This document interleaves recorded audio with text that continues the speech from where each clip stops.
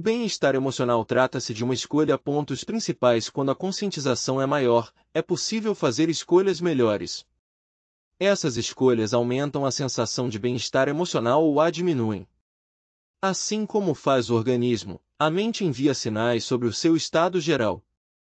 Os sinais de consciência mental são alegria, sofrimento, amor, medo, compaixão, egoísmo, paz, serenidade, falta de paz. A chave da felicidade é fazer de todo dia um dia feliz. As pessoas que dizem estar felizes têm uma característica em comum: elas se relacionam ativamente com amigos e entes queridos 1 ou 2 horas por dia. Não existe, contudo, nenhum esquema para garantir a felicidade, pois ela não é mensurável. As experiências de prazer e dor que podem ser quantificadas não são a mesma coisa que bem e estar. Num estado de tranquila tensão, a mente fica equilibrada e aberta às mudanças constantes que a vida traz. Quando trazemos consciência a qualquer aspecto da vida, semeamos benefícios, pois a consciência nos diz como andam as coisas. É um tipo de radar infalível, se ficar sempre ligado. Tomar consciência permite distinguir o que estamos fazendo, como nos sentimos, do que temos medo, o que esperamos ou desejamos, tudo da vida, mesmo. É uma pena que tanta gente se desligue da consciência ou que a concentre em estados de infelicidade, como a ansiedade e a depressão, que afetam milhões de pessoas. A obesidade é um estado mental de infelicidade e também um estado infeliz do organismo. A consciência fica desligada quando vivemos de acordo com as seguintes circunstâncias: agimos inconscientemente, de acordo com hábitos e comportamentos mecânicos. Deixamos que outras pessoas tomem conta da nossa vida.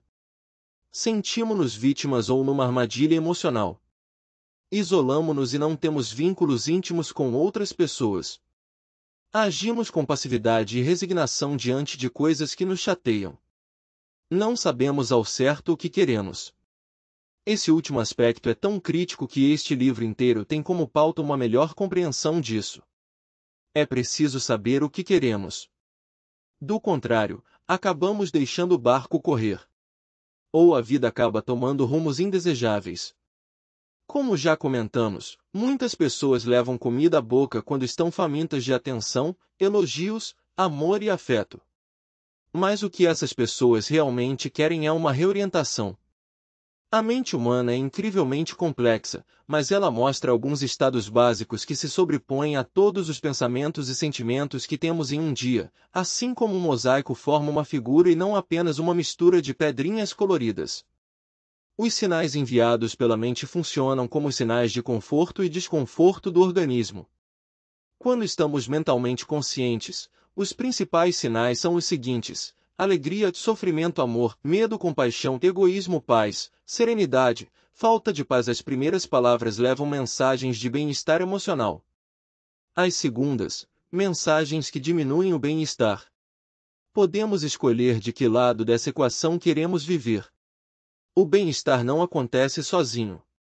O melhor de todos os hábitos, consciência pessoal. Quando monitoramos as mensagens que a mente nos envia, estamos praticando a consciência pessoal. A consciência corporal também está incluída nisso, como deve ser se a nossa meta é relacionar a mente e o corpo. Assim que sintonizamos com o organismo a fim de receber as mensagens dele, a consciência pessoal sintoniza com o nosso mundo íntimo. Quando isso se torna habitual, é como uma segunda natureza. A qualquer momento do dia, podemos nos perguntar: estou feliz ou sofrendo? Eu amo ou tenho medo? Sinto compaixão ou sou egoísta? Estou em paz ou sinto falta de paz? Se as pessoas se perguntassem essas questões básicas, a vida delas se transformaria. Então, por que não o fazem? A resposta não é nenhum segredo. O hábito de sintonizar com o mundo das emoções traz obstáculos para todos nós. Se você estivesse comigo neste instante, e eu dissesse: volte-se para si mesmo e me diga como se sente, por experiência sei que muitas coisas podem acontecer, talvez você resista e se recuse a fazer isso. Talvez tenha muito medo do que vai perceber em si mesmo. Talvez obtenha uma mensagem equivocada, baseada no que acha que devia sentir. Talvez sinta duas coisas ao mesmo tempo, sem muita certeza de qual seja a verdadeira. Talvez se emocione por causa de uma enxurrada de sentimentos e lembranças inesperadas. Os psicólogos rotulam os obstáculos que nos impedem de ficar à vontade com o que a nossa mente nos indica: negação, repressão, neurose, obsessão, ansiedade. A lista é bem comprida. Porém, se praticamos a consciência pessoal, podemos penetrar nessa névoa mental, mesmo que pareça espessa. Tomando como exemplo apenas um dos pares, suponhamos que alguém queira verificar se está vivenciando amor ou medo. Essas palavras são simples, contudo, por trás delas há um mundo de vivências interiores. Se amor significasse apenas romance, e se medo significasse apenas se sentir apavorado, ninguém descobriria muita coisa ao entrar nessa sintonia pessoal. Portanto, vamos trabalhar a consciência pessoal e dar uma olhada no que amor pode significar, saber que existe carinho mútuo, amar e ser amado. Apreciar o que estamos fazendo. Gostar de onde você está. Sentir-se bem em relação a quem é, ter uma relação amorosa e estável. Sentir que a vida é vibrante e estimulante. Vivenciar uma ligação profunda com um tipo mais elevado de amor. Se fizermos uma pausa por um instante e nos concentrarmos na consciência, saberemos se estamos vivenciando as sensações citadas acima, que fazem do amor algo mais amplo e profundo. Não se trata apenas de romantismo. As pessoas que conseguem dar respostas positivas e encontrar cada uma dessas coisas batalharam para isso. Escreveram uma história de vida que incluiu o amor, encontraram coragem para encarar o oposto do amor, que é o medo, e depois fizeram escolhas que as afastaram do medo. O medo também vai além de sentir receio ou pavor. O medo é sentir-se inseguro. Não confiar no que está acontecendo. Ter medo de nunca realmente se vincular a outras pessoas. Ver-se como alguém desprezível. Colocar-se em posição de vítima. Não ver boas escolhas, sentindo-se desamparado e impotente. Estar sob o domínio ou controle de alguém. Enxergar as pessoas como os outros, inimigos ou adversários. Estar apreensivo em relação ao futuro. O amor dissolve o medo. É por isso que podemos fazer escolhas que nos afastam do medo e nos levam ao amor. Se a mente funcionasse de outro jeito, o amor não seria uma resposta. O medo seria como uma mancha amarelada que temos que tirar de um guardanapo de linho. O medo é mais do que uma mancha. É um estado mental que bloqueia o bem-estar. Portanto, o bem-estar, estado que inclui o amor, aumenta quando resolvemos deixar o medo de lado. Como este livro trata da mente e do corpo, temos falado de ciclos de realimentação, e, assim como a fome faz parte de um ciclo com a saciedade, o amor está no mesmo ciclo que o medo. As mesmas coisas se aplicam a um e outro. Se esse ciclo está funcionando bem, sentimos o amor naturalmente e agimos a partir desse impulso. Se esse ciclo estiver distorcido, ou seja, alguma coisa não vai bem com o que entra e sai dele, a situação toda muda. Vejamos como esse mecanismo deveria ser simples. A pessoa quer ser amada, portanto, volta-se para alguém que pode amá-la e pede o que deseja. Os bebês e as crianças pequenas não têm dificuldade para procurar o amor da mãe. Eles querem o conforto, o abraço, a segurança, ouvir que a mamãe os ama. Para nós, adultos, é fácil complicar esse ciclo de feedback. Não pedimos amor. Ou pedimos, mas para a pessoa errada, que não pode nos dar o que desejamos. Nós desviamos o sentimento do amor para coisas como ganhar dinheiro ou adquirir mais bens. Ou seja, a confirmação profunda que o amor propicia nos escapa de alguma maneira, e, quanto mais ficamos sem isso, mais temerosos ficamos de nunca encontrar o amor. Acabamos não amados e não amáveis. Se podemos nos identificar com um amor pouco satisfatório, não há como não ser importante encontrar uma solução para isso. Mesmo que nos sintamos entorpecidos, entediados, rejeitados, solitários ou qualquer outra coisa que bloqueie o amor, a solução sempre é tomar consciência da situação, pois o que está nos segurando é um ciclo de feedback mental. Sei que as pessoas tendem a manifestar o amor. Existe a fantasia de que tudo vai ser perfeito quando encontrarmos a pessoa certa. Mas o jeito de encontrar a pessoa certa é ser a pessoa certa. É preciso analisar esse ciclo íntimo e alterar o medo de amar. Quando isso acontece, a situação externa muda automaticamente. Mesmo que a pessoa certa não apareça no dia seguinte, como num passe de mágica, ao restabelecer um estado de amor íntimo, normal e saudável, não nos sentimos mais ansiosos em relação à fantasia de uma alma gêmea. Qualquer diminuição na ansiedade significa um passo na direção do amor. O que nos faz felizes? O bem-estar é o mesmo que felicidade, se pudermos acreditar em pesquisas de opinião pública, pelo menos 70% dos norte-americanos, e às vezes consideravelmente mais, relatam que estão felizes. Mas essa é normalmente a resposta habitual, a resposta esperada. Quando interrogados com mais profundidade, menos de um terço está de fato prosperando, o que combina satisfações internas e externas. Os outros 2 terços estão apenas levando a vida ou acham que estão em declínio. Embora quedas financeiras tenham um papel nisso, a principal razão da infelicidade das pessoas é não ter encontrado um jeito de ser feliz. Todo mundo concorda que a felicidade é um objetivo, mas como atingi-la é ainda um mistério. Vamos dar uma olhada nas descobertas mais confiáveis extraídas de pesquisas em psicologia dos últimos anos. Os ingredientes da felicidade. O que dizem as pesquisas até onde sabem os psicólogos? Ser feliz depende em geral de algumas condições básicas. 1. A infelicidade não é nenhuma propensão. Cerca de metade da felicidade em geral depende de escolhas pessoais, não de genética nem de circunstâncias. 2. Ter segurança material. A pobreza contribui muito para a infelicidade, portanto é importante ter conforto financeiro. Depois de certo ponto, no entanto, ter mais dinheiro não aumenta a felicidade. Nem todas as pessoas ricas são felizes, e muitas vezes os ricos são mais infelizes do que pessoas com renda de classe média. 3. É preciso tentar ser feliz hoje, aqui e agora.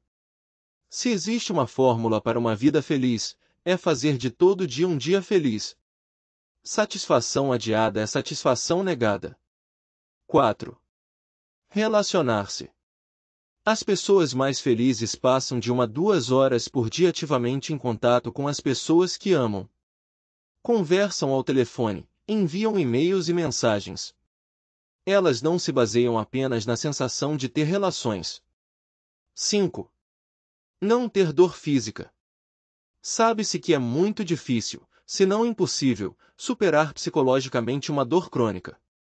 Isso também vale para a depressão, que é um dos maiores inimigos da felicidade, pois não existe uma maneira positiva de adaptação a ela. 6. Todo mundo tem algum ponto de partida para a felicidade, algum tipo de parâmetro emocional.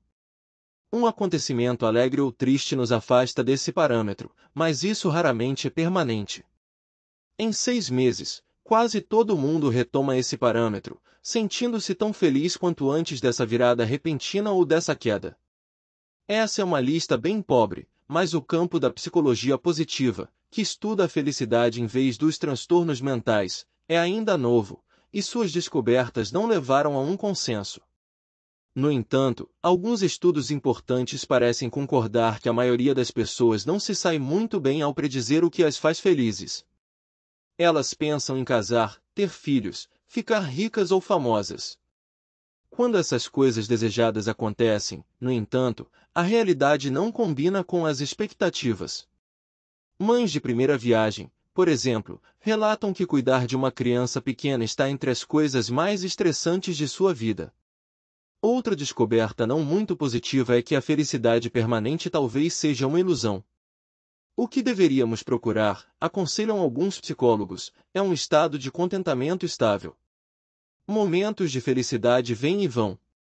São imprevisíveis, e já que não nos saímos bem ao predizer o que nos fará felizes, é melhor não fazer um plano de felicidade que no final das contas não vingue. Nós tropeçamos na felicidade como, no escuro, tropeçamos nos móveis, e conviver com sua imprevisibilidade é apenas ser realista. Acho essa atitude melancólica e estreita. Ela contradiz o conhecimento tradicional mundial, tanto do Oriente quanto do Ocidente. Quando Jesus ensinou que o reino dos céus está entre nós, ele estava apontando um caminho de felicidade do mais alto nível. O paraíso é um estado de alegria, e a razão de toparmos convivências de felicidade, mesmo com pouca alegria, é não termos encontrado um caminho íntimo adequado. Na Índia, na tradição védica, a própria consciência está impregnada de alegria, ou ananda. Naturalmente nos conectamos à alegria porque ela existe em nossa própria consciência. Se não nos sentimos alegres, alguma coisa bloqueou o caminho, e todos os bloqueios estão em nós mesmos. Mais uma vez, um caminho interior deve ser encontrado. Até certo ponto, os psicólogos são forçados a ter uma visão curta se eles próprios não encontraram um caminho para o bem-estar. Compreender a mecânica da psicologia humana não é o mesmo que vivenciá-la. Viver num estado de bem-estar significa que estamos no caminho da consciência pessoal. A compreensão intelectual ajuda nesse caminho, claro, mas a maioria das pessoas, na verdade, precisa de orientação, não de fatos.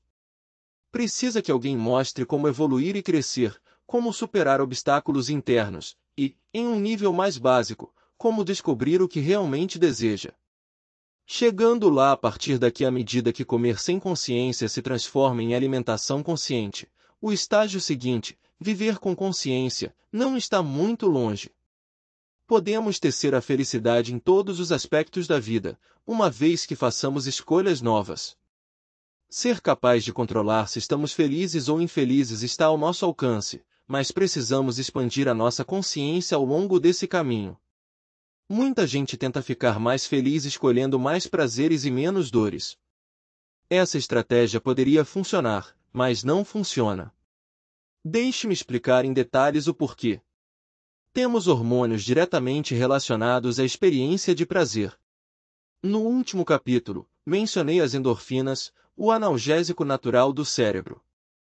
Podemos acrescentar mais 3 hormônios para ajudar a explicar o que nos faz sentir bem. Serotonina, dopamina, oxitocina. Eles estão entre os mais excitantes hormônios cerebrais porque nos indicam processos básicos do cérebro, sendo a chave do mundo dos humores e das emoções, como considerado por muitos neurocientistas. 2 deles, a serotonina e a dopamina, também pertencem à classe dos neurotransmissores, que permitem que 2 células nervosas se comuniquem através da sinapse, a lacuna que as separa. Essas moléculas especializadas, na verdade, traduzem os pensamentos e humores em químicas, permitindo que eles se comuniquem, por meio de uma complexa rede de interações, com o resto do organismo. Quando digo que trilhões de células estão bisbilhotando nossa mente, isso acontece através de muitos tipos de moléculas mensageiras, como foram originalmente intituladas. Por um lado, o elo com os estados mentais é forte. Isso nos levaria a ficar otimistas de que, brincando com algumas químicas cerebrais, a felicidade estaria à mão. A serotonina foi rotulada como tendo um papel fundamental na sensação de bem-estar de uma pessoa, enquanto desequilíbrios estão associados com a depressão.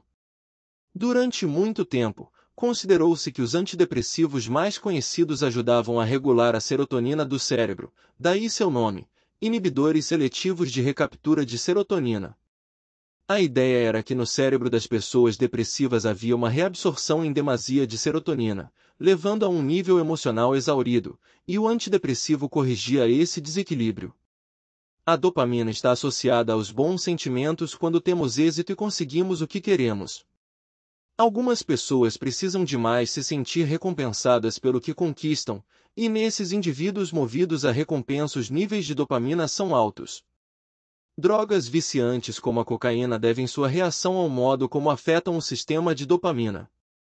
A oxitocina, que foi popularmente denominada como hormônio do amor, está associada aos orgasmos sexuais e aos vínculos sociais. Mães de recém-nascidos, por exemplo, apresentam níveis altos dela. Por outro lado, a felicidade não é química. Alguém talvez descubra que a cocaína oferece uma explosão incrível de felicidade, que é quimicamente induzida.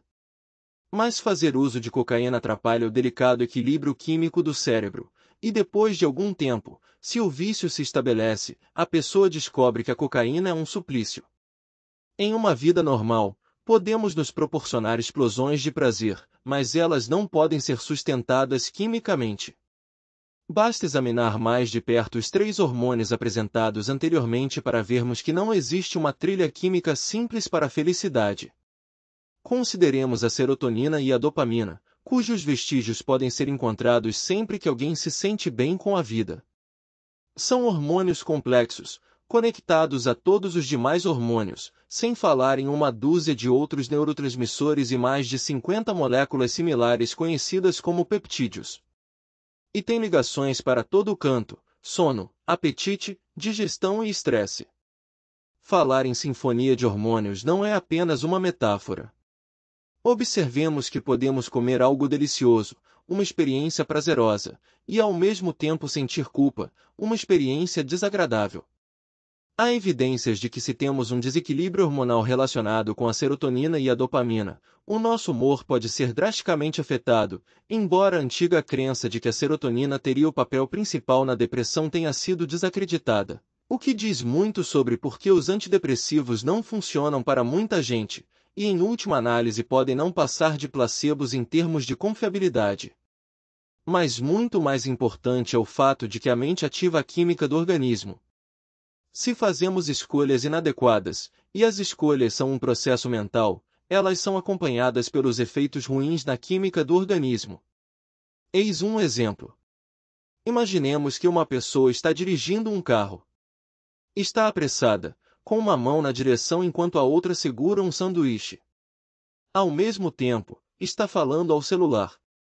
Qualquer um que tenha tomado um táxi numa grande cidade dos Estados Unidos provavelmente já viu um taxista fazendo essas 3 coisas ao mesmo tempo. Nessa distração, ela quase bate num ciclista ou passa direto em algum sinal vermelho. 3 coisas aconteceram simultaneamente: a pessoa está comendo sem consciência. A pessoa está exigindo da mente muitas tarefas ao mesmo tempo. A pessoa acaba passando por um incidente estressante. No nível dos hormônios, essas 3 coisas contam, tornam-se parte da química do organismo. Embora um endocrinologista possa separar e isolar cada hormônio, nomeando a sua função, na vida real essa precisão não existe. Uma coisa se mistura com a outra. Estresse, apetite, digestão, gordura abdominal, humor, não existe uma fronteira rígida entre eles. Quem manda é a química cerebral. Não podemos levar uma vida feliz baseada na fórmula mais prazer, menos dor, pois todos os estados da mente e do corpo estão misturados uns com os outros. Um padrão de felicidade. Vamos nos afastar desse nível da química. Essa química funciona como impressões digitais, nos dizem por onde a mente andou. Por isso a consciência ao comer funciona tão bem, controlamos então a verdadeira chave por trás da conexão mente-corpo. A felicidade é uma forma expandida de consciência, essa mesma chave tem muito mais funções do que comer. Viver com consciência não é um termo dos mais elegantes, mas nos diz o que é preciso saber, ou seja, como a conscientização leva à felicidade, a consciência nos diz o que de fato está acontecendo. Quando sabemos o que está acontecendo, podemos nos concentrar na solução. Soluções são uma questão de escolha. Fazer a escolha certa leva a novas mensagens químicas. Os caminhos para a felicidade são tão simples de gravar quanto os caminhos para a infelicidade.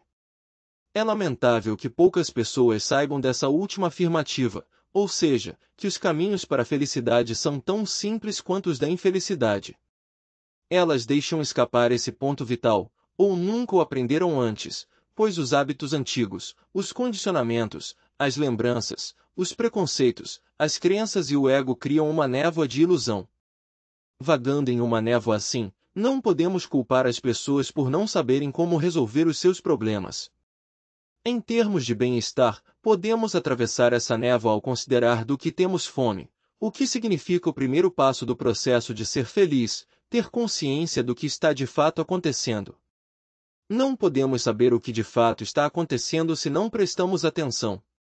Tomar consciência da situação nos dirá se precisamos de conforto, proteção, segurança, amor e afeto, sensação de pertencimento, realização, sucesso,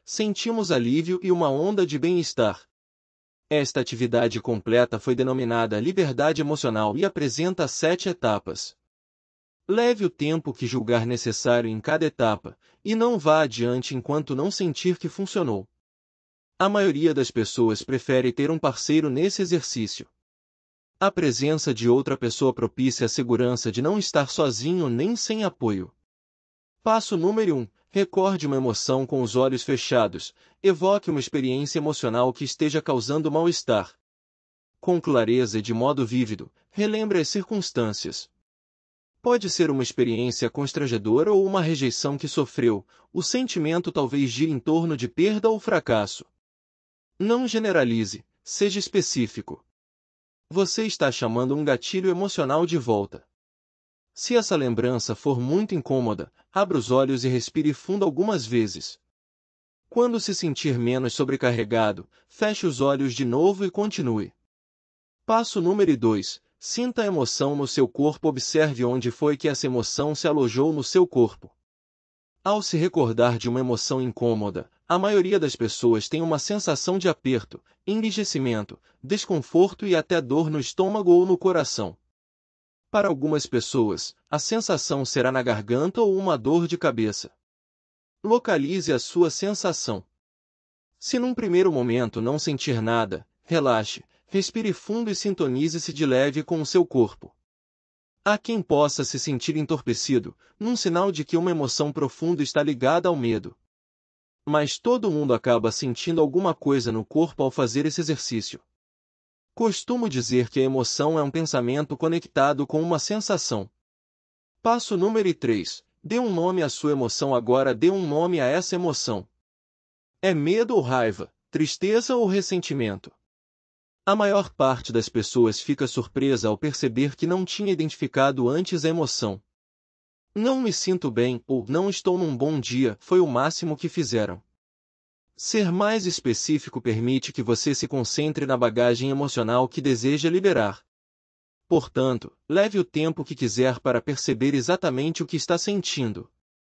Para ajudá-lo, seguem as emoções negativas mais comuns que as pessoas carregam: raiva, hostilidade, ódio, tristeza, pesar, mágoa, inveja, ciúme, ansiedade, medo, preocupação, apreensão, ressentimento, humilhação, rejeição, vergonha. Passo número 4. Expresse a experiência. Arrume papel e caneta. Escreva o que aconteceu a você no passado. Anote em detalhes como você se sentiu, o que as outras pessoas fizeram e como você reagiu. Quando se sentir satisfeito por ter expressado tudo, pegue uma segunda folha de papel e reconte o mesmo incidente do ponto de vista da outra pessoa envolvida. Faça de conta que você é essa pessoa. Escreva o que estava sentindo, por que agiu, como agiu e como reagiu depois. Essa parte é mais difícil de escrever do que o seu ponto de vista do incidente, mas fique firme, vai ser um grande passo para se livrar desse peso do passado. Quando ficar satisfeito com o que escreveu, pegue uma terceira folha de papel e relate o mesmo acontecimento como se fosse a reportagem de um jornal, escrevendo em terceira pessoa. Como um observador objetivo contaria o incidente em questão a seus leitores. Dê os detalhes com o máximo de objetividade e imparcialidade possível. Este passo leva mais tempo que os anteriores, mas as pessoas gostam muito dele. Descobrem que não estão mais presas ao próprio ponto de vista. Podem invocar outras vozes, outros olhares, e assim, ter uma imensa sensação de distanciamento. É libertador. Passo número 5. Partilhe a experiência agora. Partilhe a experiência lendo esses 3 relatos para alguma outra pessoa. Em um grupo, que é como eu geralmente aplico este exercício, as pessoas ficam ansiosas para partilhar, e o clima é de alto astral, cheio de entusiasmo e riso. A perspectiva de se livrar emocionalmente do passado é estimulante. Portanto, se está fazendo o exercício em casa, um parceiro ou um grupo pequeno aprimora este passo. Também funciona bem se você estiver sozinho e tiver um bom amigo ou membro da família a quem possa telefonar. Leia as 3 versões para essa pessoa, certificando-se de que compreendam o motivo. Mas não peça ajuda da pessoa que lhe causou essa mágoa que você está revendo. Ela não vai compreender e, sobretudo, não vai cooperar. tampouco vai concordar com a sua versão, em 90% dos casos é assim. Ela pode até negar o que ocorreu. Portanto, ligue para alguém que tem empatia e compaixão pelos seus problemas. Passo número 6. Crie um ritual. Chegou a hora de você se livrar formalmente dessa experiência dolorosa. Pegue os seus relatos e literalmente livre-se deles. Isso é feito em um ritual em que você entrega esse passado ao fogo, ou simbolicamente a um poder superior que você reconheça, o universo, Deus, deuses, seu eu superior. Fique à vontade para planejar o próprio ritual. Queime seus relatos e jogue as cinzas ao vento ou no mar, a quem jogue na privada e dê descarga ou faça picadinho e enterre no fundo do quintal. Esse ritual é importante porque traça uma linha entre o seu passado e quem você é agora. Se você expressou inteiramente as suas emoções antigas, libertar-se delas é muito bom. Mas não se engane. Libertar-se leva tempo, e muitas vezes é preciso repetir o processo mais de uma vez, pois alguns sentimentos permanecem engasgados. Com o tempo eles irão embora, tenha paciência e seja persistente. Liberte-se do que puder hoje. É normal e natural se você tiver que se libertar dessa mesma mágoa novamente mais adiante. Passo número 7. Comemore uma vez que soltou essa história antiga no universo. Comemore esse momento de libertação. Você pode fazer isso sozinho ou com outras pessoas, desde que aprecie o passo dado. Já reparei que as pessoas muitas vezes pulam este passo se não forem lembradas. Não querem dar muita importância às suas emoções, mas na verdade elas são muito importantes. As emoções podem nos prender e amarrar, mas podem também nos libertar e mudar o nosso futuro. Quando nos libertamos de uma emoção antiga, é como abandonar um caminho conhecido e sem saída.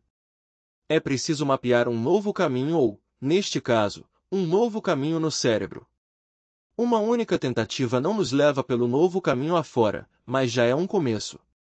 Com um passo, você pode dar início a uma longa viagem.